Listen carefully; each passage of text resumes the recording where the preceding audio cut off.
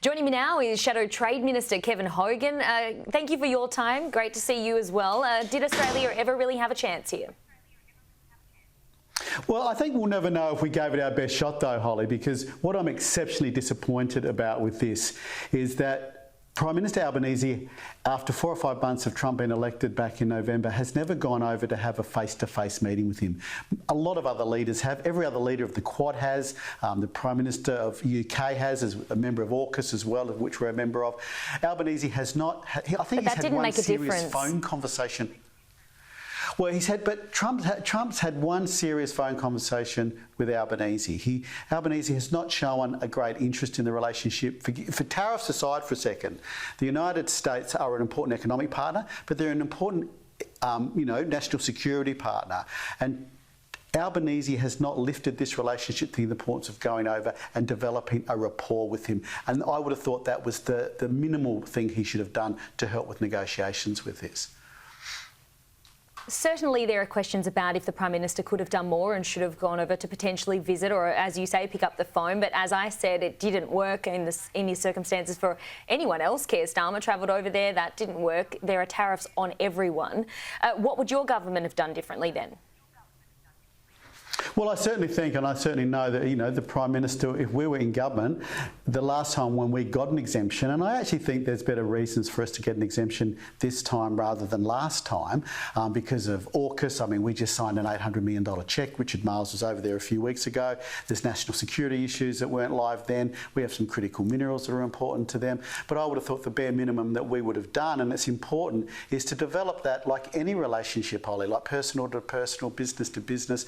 A rapport is important, and taking the trouble and showing that you value the relationship by the Prime Minister travelling over there and spending personal time, I would have thought, with the bare minimum that our Prime Minister should have done, which he has shown no interest in, and seems, as I said, to have really only had one serious phone conversation with our most important ally, and I think that's really disappointing. Is this a blow to the alliance, and where to from here, I guess, is the big question? Well, look, I think our relationship will always be strong, but look, it's a blow. Who it is a blow to? It's a blow to every steel and aluminium worker in Australia. I mean, the US is a reasonably important market for us in those industries. It's up to $1 billion at times, so that's a blow. But I think what Australia needs to do now, I mean, we are a great trading nation. We exported over $650 billion of goods and services last year, and that is driving the wealth of our country. Coal, iron ore, gas, food, ag products are very important. So I think we now need to work with like-minded countries like the Japans, the South Koreas, some of the European and South American countries, those middle-sized powers, where open trade and the rules-based order is really important. I think we now need to solidify around each other and to make sure we maintain as best we can a rules-based trading system around the globe, where sometimes people like China, India, US might not be playing by those rules. So I think that's where we need to focus and make sure we maintain the integrity of the system.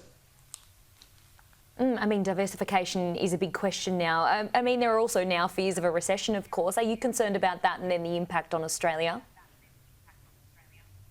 Well, obviously there are some headwinds around the globe that, we didn't have a while ago. But I think what we need to maintain in Australia is an open trading system. I think that's good for us. But we need to maintain competitiveness. We need to make sure that we can get our goods and services to market as cheaply as we can. This current Labor government certainly haven't helped that across a whole array of areas. We're a very expensive country. We have a lot of governance and a lot of red and green tape that make us a very expensive country to do business in farming and mining.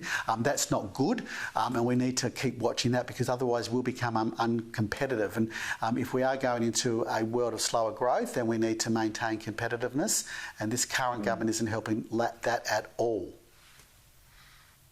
Look, we do have to wrap things up. We've run out of time, unfortunately, but I just want to get some other news from you. I see that you're in Lismore there, obviously an area affected by the recent ex-tropical cyclone Alfred.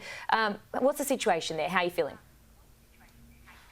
Yeah, look, really, breathing a real sigh of relief, Holly. We dodged a bullet with the tropical cyclone. To give you a perspective, in 2022, the water in Lismore reached 14.5 metres, went well over the levee. This event was 9.5, so it's 5 metres lower in water level, so not even comparable. But we were well prepared. We had warning with that tropical cyclone of 4 or 5 days. So, but business is all but back to normal in Lismore today, which is great. Yeah, it really dodged a bullet this time, which is such a relief for the community there who were affected, of course, back in 2022. Kevin Hogan, thank you for your time today. Great to see you. Thank you.